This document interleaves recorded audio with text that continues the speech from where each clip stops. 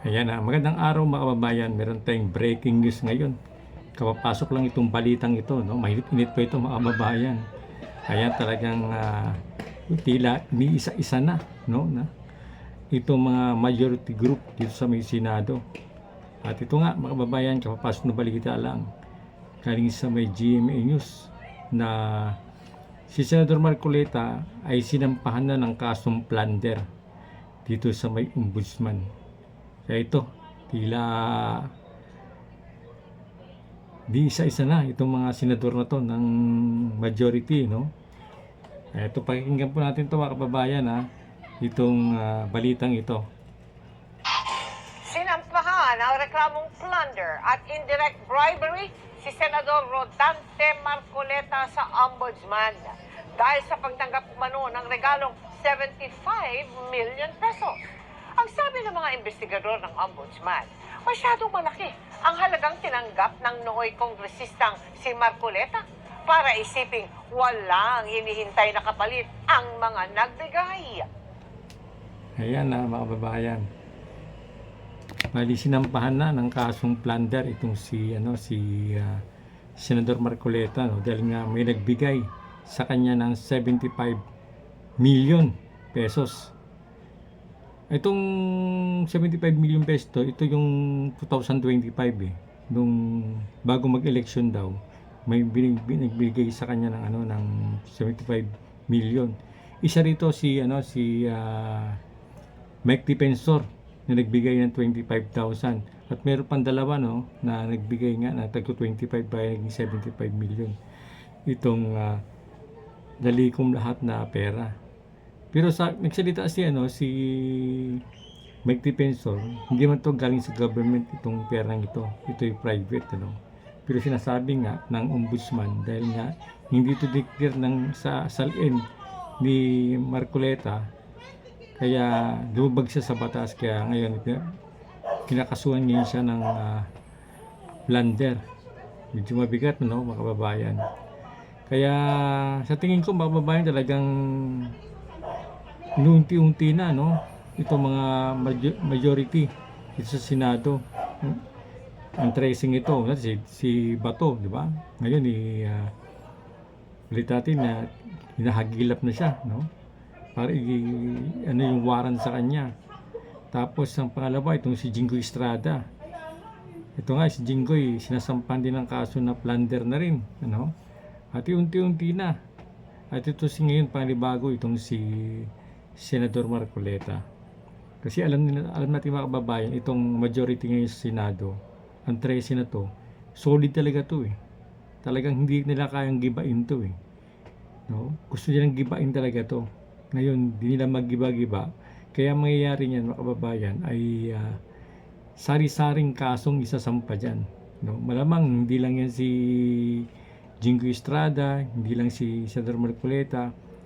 Hindi dyan nasasampa ng kaso din dyan si Senator Joel Villanueva, malamang sasampan din ng kaso yan si Escudero, para bumaliktad sila, para mapalitan na muli ang liderato dyan sa may Senado. Kasi sa ngayon talagang, lalo na pagsisimula ng impeachment, ay siguro alam nila na talagang talo sila dahil 13 itong solid na to, 16 yung kailangan ng boto ng yes para makonvict itong si Bibi Sara bilang sa impeachment na matanggal bilang isang vice president. Yun, di ba? Isa na yung mga kababayan. Isa na yun sa mga dahilan. Tapos pa? Yung tinanggal na kay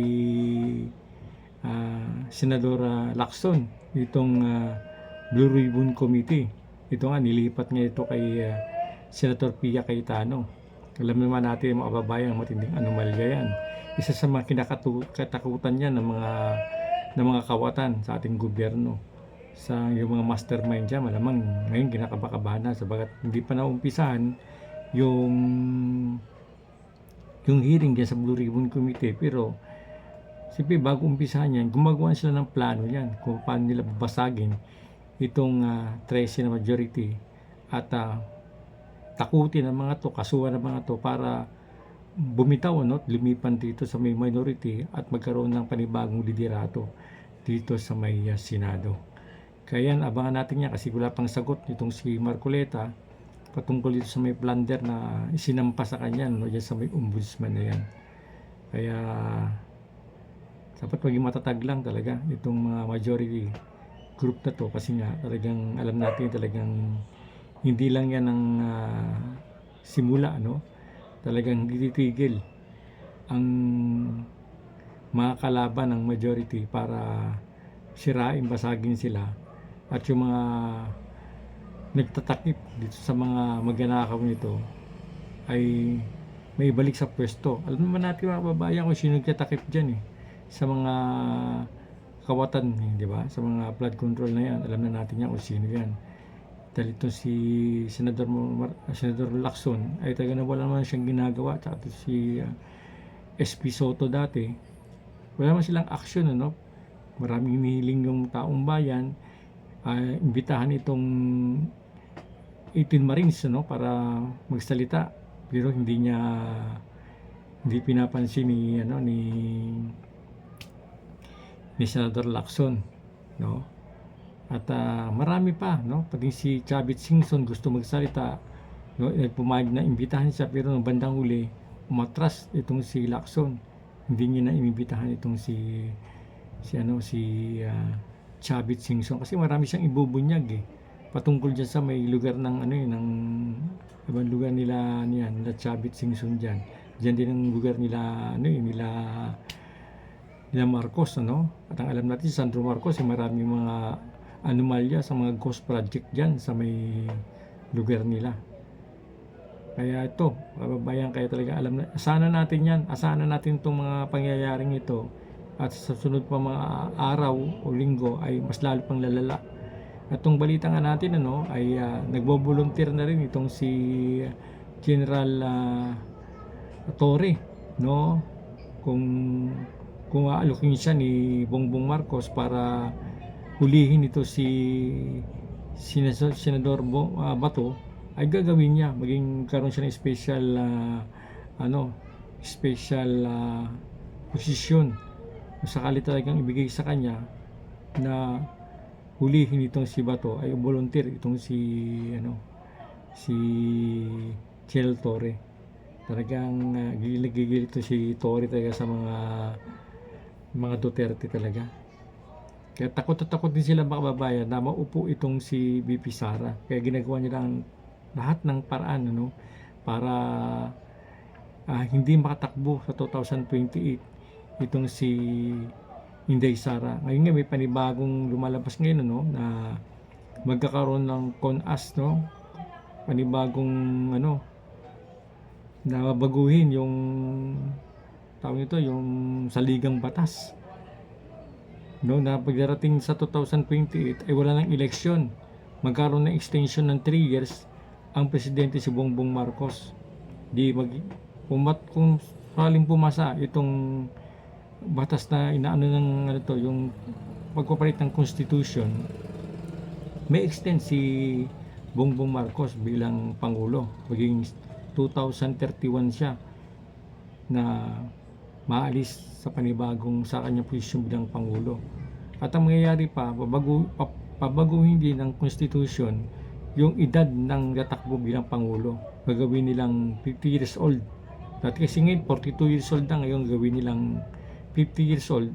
Pag pumasa yun, hindi na makakatakbo si BP Sara Duterte kasi wala pang 50 si Inday Sara At isa man sa mga Duterte ay wala makakatakbo. Si Basti, bata pa yun wala pang 40 yan